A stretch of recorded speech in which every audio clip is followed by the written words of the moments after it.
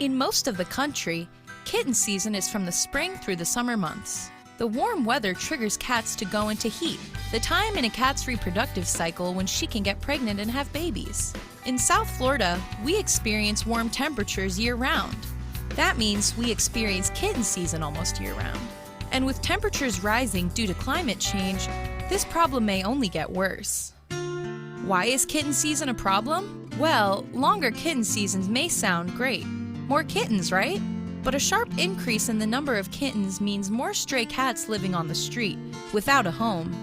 It also puts a strain on local animal shelters, which receive many tiny newborn kittens that need round-the-clock care. So, what can you do to help Miami-Dade County during kitten season? Don't kidnap kittens. If you find a litter of kittens outdoors without their mom, your first instinct may be to bring them inside or rush them to an animal shelter. But by doing that, you may actually be hurting them, because when kittens are separated from their mother, their chances of survival drop significantly. Here's what you should do if you come across a litter of kittens. Do not interfere with kittens, since it may cause stress to the mother. If you really want to help, you can provide some food and water for the mother, placed a good distance from the nest. Observe the kittens from a distance. The mother may be out looking for food, but she will most likely return.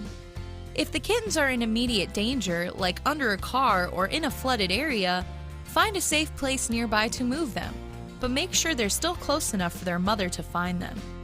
If you have observed the kittens for 24 hours and are sure that their mother isn't returning, you may pick them up and care for them.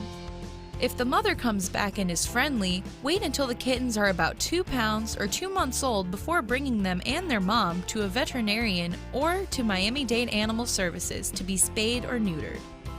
What are some other ways to help? Foster a newborn kitten.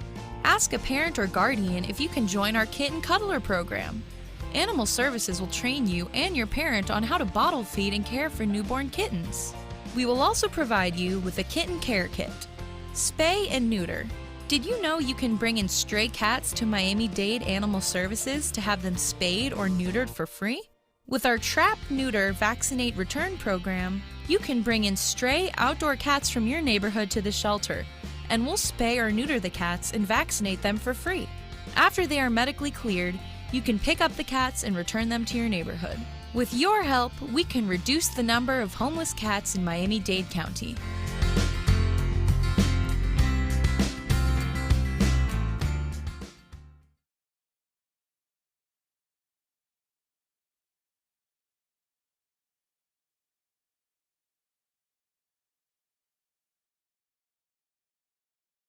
All right, inquiring minds want to know. Hey guys, listen up. We're talking about kitty cats, but who knows? All right. We're happy to be back. Hi guys. Hi everyone. We're here. My name's Viviana Andrade. I'm the foster coordinator for Miami-Dade Animal Services, and this is Ruben Arce. Hi everyone. He's my manager. He's my awesome supervisor. Thank you. And by the way, we have some little kitty or two down here. All right, which Viviana's going to show us later. Maybe Ruben's going to grab a hold of it. Okay. Yeah. All right. All right. We have a little surprise for you guys. We have a little girl. Her name is Gemini. She's about 2.5 weeks old. She's very hungry today. She's been waiting for her next snack. Kittens usually eat, like Gemini, she usually eats about, let's say, every 3 hours. Right now, Gemini is eating a mixture of soft kitten food with a little bit of milk. I already prepared that for her. So she's excited to have that snack for you. So Cuddler Program, tell us a little bit more about it. Yes, this is a really cool program that's near and dear to my heart as the foster coordinator. So kitten season is now upon us. And the Kitten Cuddler Program helps us in gaining amazing fosters and training them to become kitten cuddlers, like we say, and we train them in bottle feeding, stimulating kittens, as well as all the adequate procedures needing to help those kittens go through the transition from a newborn. We get kittens as young as 3 hours old, still with the umbilical cord, and these amazing fosters go above and beyond to try to help them out, feed them, give them the adequate medication, all the vaccines once they reach the 5-week age up until they're 2 pounds to be able to get sterilized. How big is 2 pounds? 2 pounds is about this big. So let's say like the size. Yeah, like about this big. Okay. Like a little bit double of what Gemini is right now. And how old is that, 2 pounds? 2 pounds is about 2 months old. Oh, yeah, I remember hearing that over here. Yes. So let's talk about, stray cats. We call them strays, but I think that the county wants to call them community cats. So let's talk about the community cats. How many more or less do you estimate of community cats are there in Miami-Dade County? There has to be at least 300,000 free roaming cats. Yes. Yeah, free roaming community cats out there. Like you mentioned, they are community cats, so they are able to survive on their own with little to no help.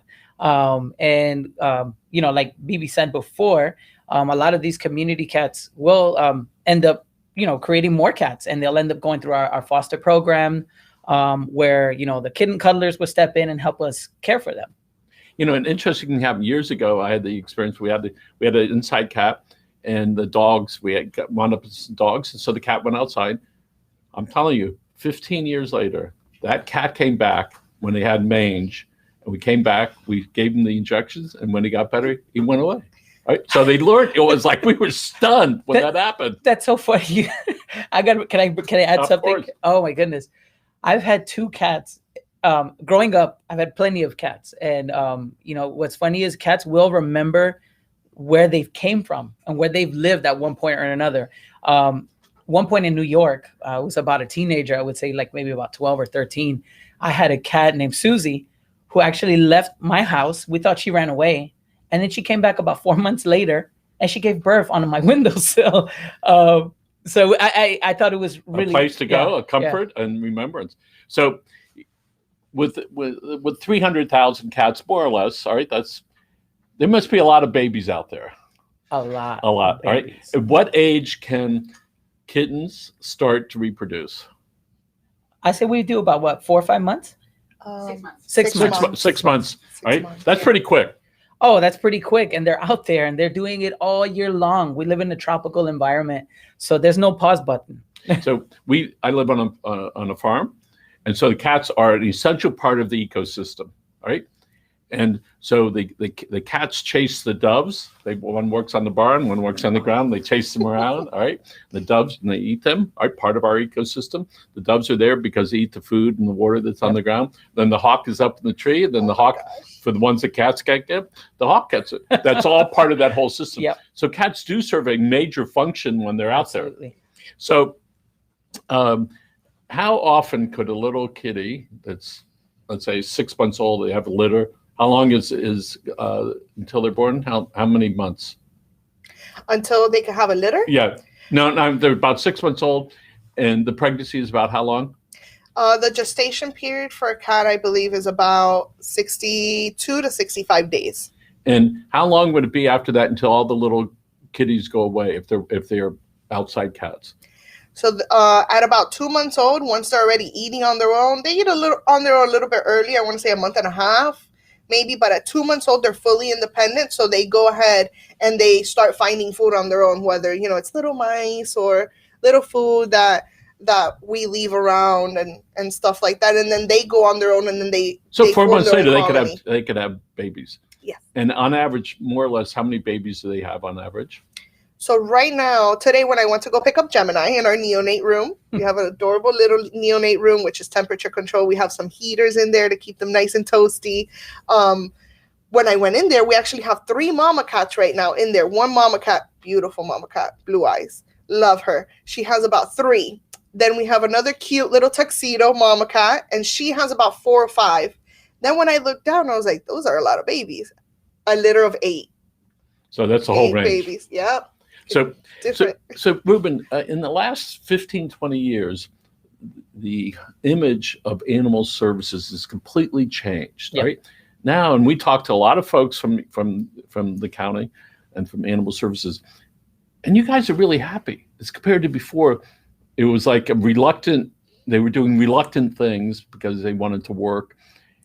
And I don't see that anymore in the community. What I hear and see is people really happy with the services that you're providing.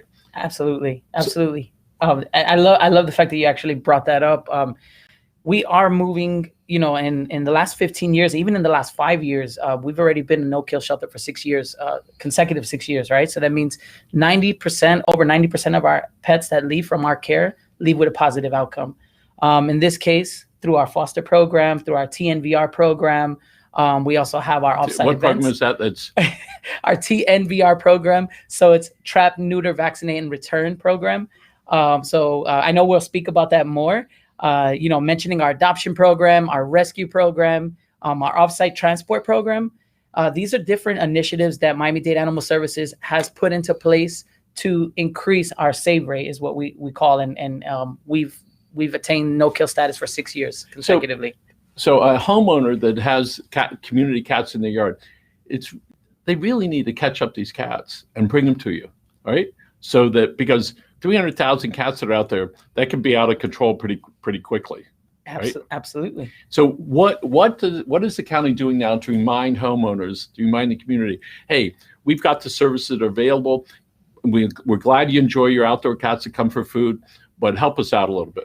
Yeah. So Animal Services does have our TNVR program. It's a free service to the community. We invite the community to bring their cats to our center in Doral. So that's our Pet Adoption and Protection Center. It's a free service. So if the community sees that they have a cat that they want to bring in for a free spay or neuter, a free vaccination, it's actually helps control the pet population. 2, it's healthy for the pet. Some people will actually keep pets as outdoor cats, and they gain a sense of love for them. And doing this service for them, vaccinating them, making sure that they're being spayed or neutered is actually a healthy thing for them. And again, it does help us control the pet population. It was an interesting thing. The words do matter, right? A lot. So when you use the term pet adoption and protection, is that on the building? What is that? So it's actually on our building. So we use it internally. We call it the PAPC.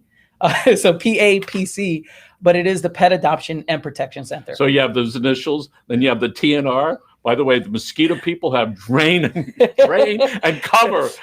We're learning down here, right?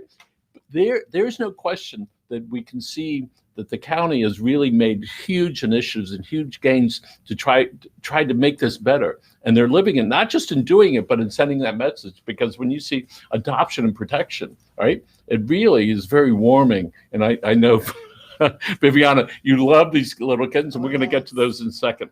So let's talk about, if you will, what is the Don't Kidnap campaign? What is that? I love that campaign. It's don't kidnap the cats. The kittens. Don't kidnap the kittens. So pretty much if you see a litter of kittens, whether in your home, passing by, you pretty much go ahead and give them about a 24-hour. I like to give them about 24-hour observation. If during those 24 hours, mama has not come back, or they're in danger, whether it's a storm coming in, they're in a dangerous area close to a highway or an active road, you then can go ahead and intervene that 24-hour period, take them and bring them here to to Miami-Dade Animal Shelters, where we could go ahead and find a loving foster home. But you don't mean at community newspapers. You mean over to when you said here. Well, so yeah. we really don't mean here. We'd love to have an office kitty cat, though, but just one. So actually, as part of the Don't Kidnap the Kitten, as Vivi mentioned, we do encourage the community to observe them first before bringing them in. We want to allow mama to come back. It could be that mama's out looking for food and she's going to come back to feed them, right, at some point. So unfortunately for us, in the communities, some pets are just, mama will leave them, right? She'll put them in a safe place. But there's times when you'll see them underneath a car or in the middle of a sidewalk where they may have gotten loose from wherever nest they were. So it is recommended that after that 24-hour period, if you don't see them, you want to try to care for them on your own first, and see if the mother will come back. Because we think that, obviously the best practice is to make sure that mama is the one taking care of them. So obviously, if you look and there's 4 in a nest and they're like chirping away or whatever, they meowing away, that it's sort of easy. So maybe they'll come back. But if there's only one in there, I think as a human, you might go, oh, what's wrong? So, but still the same advice, just wait, all right? And you go back and see if there's been some action. Yeah. Yes. Could be in the middle of transporting or Yes. moving a Right. nest. Yeah, it could be that, yeah, like she could be in the middle of transporting her nest. But also the other thing you can do, and the video has showed you, was place some food out, but not right next to the nest. You maybe want to put it maybe maybe 50 feet or 30 feet. Cats are very smart. They'll smell it and they'll go right to it. They'll eat it and they'll go right back to their nest and take care of their babies. We have one outside cat that sits at our front door, and when she sits there, and she knows when she sits at the door, we could do food. So sometimes I'll bring out the food, and she will leave to allow the other cat to come over that we rarely see. I watched it the other day from the car. I go, look at that. She tricked us again. Very smart. So they are smart. They know how to live outside. So why do many cats, when they go out and get food, they bring it to the doorstep? What is that about? Where it's a lizard with no tail, or a rat, a mouse? Why do they do that? My cat used to do that. I used to have a beautiful Siamese. Her name was Bella. And she used to bring me lizards. My mom is deathly afraid of lizards. At some point, I feel like she was just like, yeah, she's like, here, thank you for the food. Here's a lizard. And you just hear the screams at 9 a.m. in the morning. Bella! From my mom. Yeah. Actually, you just took me back. I had one of my cats I had, another cat I had, his name was Tony the Tiger.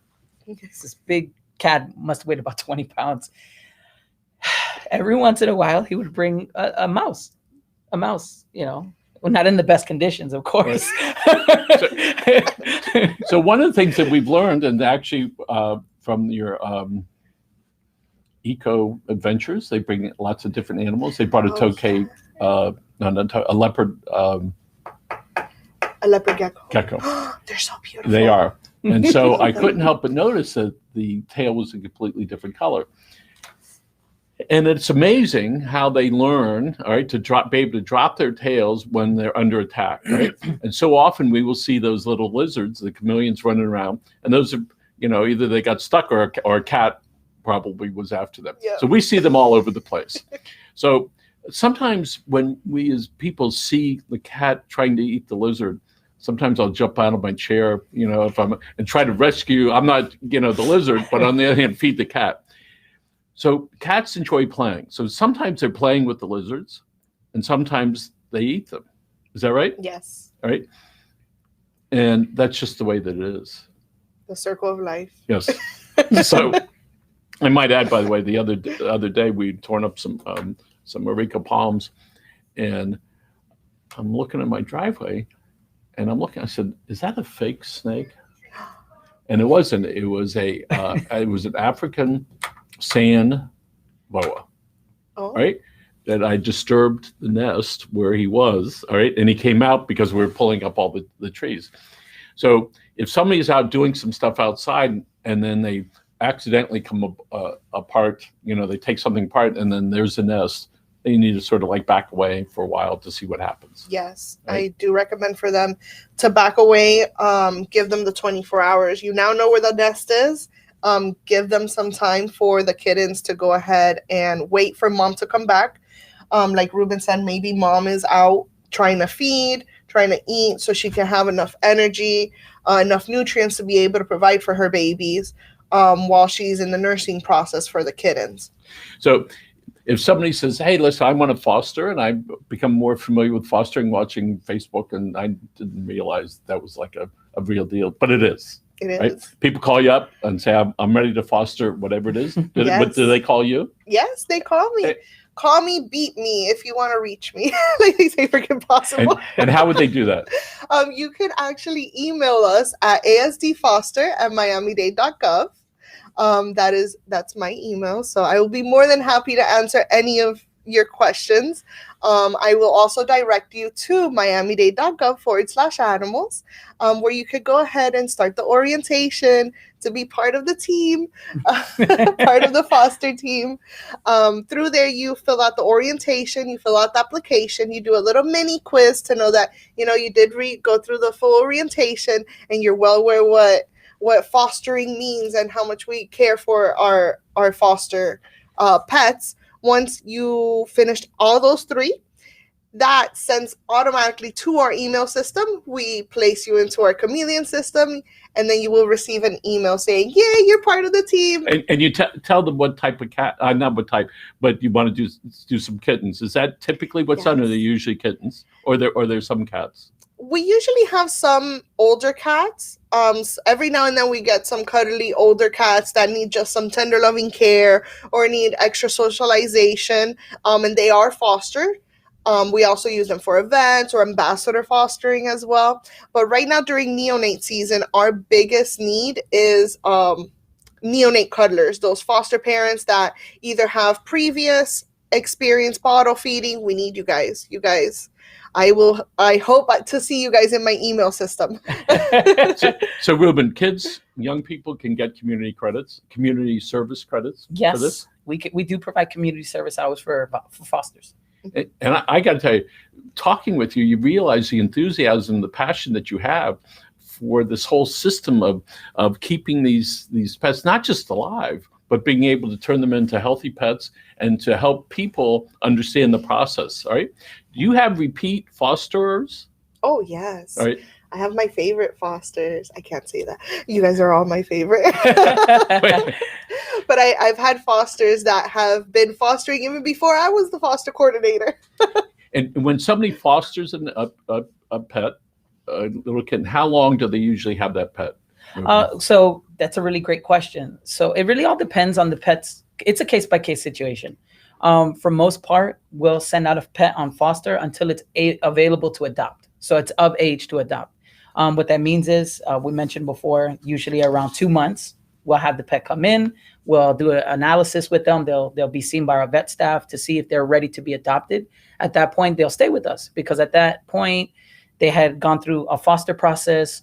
It could have been that the pet left in really great health and just needed that one-on-one care outside of the center. Or it could have been that the pet left with an injury or left with some kind of medical condition requiring one-on-one care. So the goal is with the foster program, right now, we're focusing more on the kitten season, getting those neonatal pets out, recruiting fosters who are experienced. But overall, the other pets, the sick, the injured, the pets that need that one-on-one care, they will also leave through our foster program. So do some fosters wind up, I know what the answer is, I'm sure. How often do they go, I love this little kitty so much, I can't figure out whether I want to bring them back to you guys or to keep them? Do people call you up and say, hey, I'm in love with this guy? Every day. And I know it's hard. It's rough. I myself have fostered. I also foster, whether it's, injured puppies, neonatal kittens that are 2 hours old. I do everything. And sometimes, you get attached to them and you're like, wow, this one's not leaving my house. But no, you have to, the way I see it is that, yes, it can happen. And it's happened before. And I see it as a case-by-case basis. If the pet is available for adoption, then yes, it's a case-by-case basis to see if it is available for adoption at that specific time. And once you go through the process, then maybe that pet is available and you can adopt it and you'll be its forever loving home. So let's talk about sometimes our strengths are out of control become our weaknesses. So there's some people that love animals, all right? And then it gets a little bit too much for them. And then it overwhelms them. And we see it, not frequently, but we know it exists. So if somebody's experiencing that right now, where they've had these pets, they're in and out, all right? And they're not hoarders, but it's out of control. They just can't deal with it anymore. What would you like them to do? So if they have pets, our foster pets? No, I'm sorry. No, they have a lot of cats in their home, and they just can't deal with having that many pets anymore. What can we do to help them so they don't turn into a hoarder, all right? And where it becomes dangerous for them and for their family. What would you like them to do? So we do have our retention program that if people come in and they're looking for services that, let's say, for example, I have this cat, I have this dog, I can't afford to buy food for it, or maybe I'm having issues with keeping it outside, because some people will keep pets outside or indoors. Animal Services, recommends you consider first before you adopting your living style, whether or not you're going to be able to keep a pet, in the condition that you want to keep it in. In this case, when let's say, for example, for adoptions, our staff will do an intake question on them, and we'll ask, hey, sir, I see that you want to adopt a big dog, or what kind of pet are you looking for example. We'd try to see what the best fit is for you.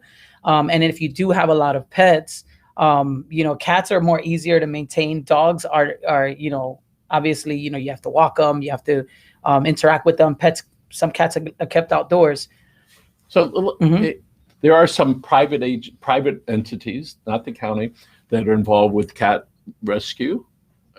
Could you name some of those? So Not that's off the top of my head. I have the Cat Network. Okay, there goes one. The Cat Network is really good. And by the way, they have about 800,000 people that love their Facebook page. Yes. Oh, okay. Oh. Yes. So Cat Network is a good place. Now, although they don't adopt them, the entity, they send it out to their friends that are in the group and say, hey, here's some folks that need some help. They helped us 10 years ago. I didn't know what to do. We had cats like all over, and it was like, oh my goodness gracious, you got to tell us what to do, right? And they really walked us through that, which is you catch them up, and this is what we're going to do, right? And sometimes people need somebody to hold their hand. So I know when people call you, Viviana, that you can help them with that. Of course, Right. I'm always here to help.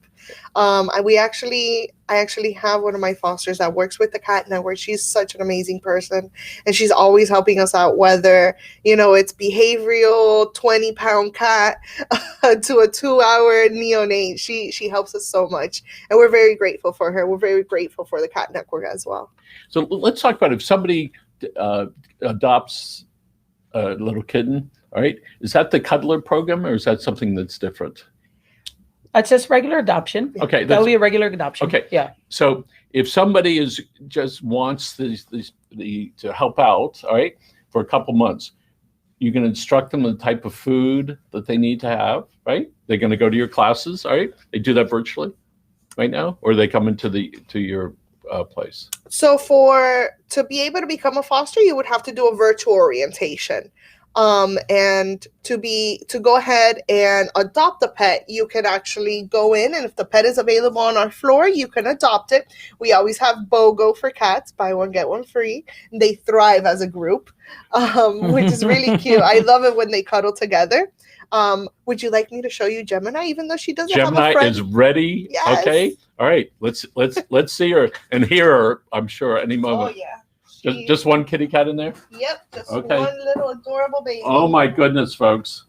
All right. We're going to feed her right up over She's here. ready for her bottle. All right. Here we go. Say hi, Gemini. And how old is Gemini? Gemini is about 2.5 weeks old. Go say hello, friends. 2.5 weeks? 2.5 weeks old. My goodness. She is, her eyes are open, her ears are open. She's hungry. So if somebody wanted to adopt, could they adopt this cat now? So Gemini right now is not available for adoption. She is available for fostering. Okay. But when she reaches that 2-month mark, she will be able to get sterilized and be ready for adoption. So all the kitty cats that get adopted, you sterilize them before they get them. Okay. Yeah, we do. So Okay. I prepared this food for Gemini. Like I said, it was some soft kitten food mixed with some milk, kitten milk. And so for neonates, it's best to go ahead and keep them on all four. I usually grab my thumb and my middle finger and I cup her little cheeks to guide her because she gets very hangry. And then I introduce the bottle on the side. Oh, she loves I'm it. going to talk to my wife, Susan. Here you go. Here you go. Right here. In a month and a half, you could adopt Gemini right here. Yeah. She is loving her look at snack that. right now. And it's important to keep them on all fours. Yes, right? it's important to keep them on all fours. Usually, as humans, we think, maybe they eat like a baby with their bellies up. But you do have to keep them on all fours in order for them not to aspirate. Oh, she's pulling the nipple. She is very hungry. And then after you stimulate them, Gemini here already learned how to use the potty, so she already went to the bathroom beforehand. I know. Oh my goodness. Okay. And it's important not to give them regular milk or regular baby formula, right? It's very important. Yes, it's very important not to give them regular milk because it can cause indigestion, and diarrhea. And diarrhea can be, very fatal to kittens since they cannot receive the adequate nutrients from normal cow's milk. Come here. I know. Look at you. So at any given feeding, how much of that bottle would she drink? She usually drinks about a third of this bottle, probably a little bit more. She ate this morning a little bit. So now this was a snack. You could call Viviana and say, I want Gemini in a month and a half. Yes, call me. Gemini is actually still available for fostering. She's the best, as you could tell. She's a big eater, which is really good for neonates. She's very cuddly. She's the best thing in the home with me. As somebody that's been around animals for a long, long time and understood what took place 20 years ago throughout the county, this is an amazing process, amazing change that has occurred. Yeah. So my compliments to the citizens and to the Miami-Dade County government and for the people that led us to this point. And Ruben's really smiling, folks. This is the real deal right here. This is awesome. This our foster program really fills that gap of pets that haven't quite made it to the age of adoption, but still need care. And you can see pets like Gemini needing that one-on-one care, and we call out to everybody there at home watching. Consider becoming a foster parent. We'll provide you with the tools, the knowledge that you need to be successful. And pets like Gemini, will get that additional chance that they need. Mama's not around anymore, so Gemini needs care more than ever. And people can go on YouTube, find your videos. They go on your website in miamidade.gov/animals. Animals, okay. Yes. All right. And just for the folks that would rather have dogs, all right, or other animals, you have another area that handles the big guys. Right. So that is through adoptions. That is at our adoption center. So dogs and cats, obviously, those available and of age to adopt will be at our Pet Adoption and Protection Center. That's at 3599 Northwest 79th Avenue in Doral. We also have a total of 7 off-site locations and growing, right? And growing. So we have. What do you mean off-site locations for what? For adoption.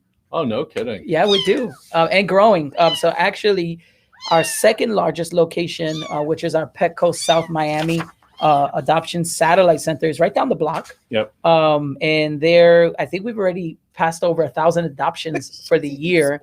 Closing into last year we had 981, I believe, adoptions, and I think we're going to eclipse that number this year. We also have a partnership with PetSmart, so we do have cats available at 6 different locations throughout Miami-Dade County. So if you cannot make it down to our adoption center in Doral or into our South Miami location, you can go to any other location throughout the county, and we have pets. Inquiring minds want to know, what effect did the pandemic have on the adoption of animals? So it honestly, it's a really great question. And this happens to be our first quarter, right? Our first year after the start of the state of emergency in Florida. And honestly, the numbers look about the same. People are still interested in adopting. The community still wants to support animal services. And even through COVID, even through the measures we have in place now with our social distancing, with our virtual adoptions, the community is still responding to adoption, and they've still come out in full force. That's terrific. We're going to wrap up here in a minute, but before we go, I'd like Viviana to talk directly into the camera and tell a young person about animals and how much fun they could have either getting into the field or by adopting or by cuddling. Yes. I've been taking care of animals since I was little, since I was 14 years old, and it's the best decision I've made my whole life, whether it's animal welfare, exotics, or even taking care of the littlest things, just like Gemini. It's the best thing. And it's such a rewarding career that you can help out these babies and know you're making a difference in the community as well. Ruben. you're on. Same thing. No, ditto, right? No, we truly appreciate the community response to our pet adoptions, our foster pets that do need that one-on-one care. Animal Services is still here. We're still operating in full force. If you see us, you might see us through our foster program. You might see us here, obviously, promoting all of our programs. But definitely continue to support our mission.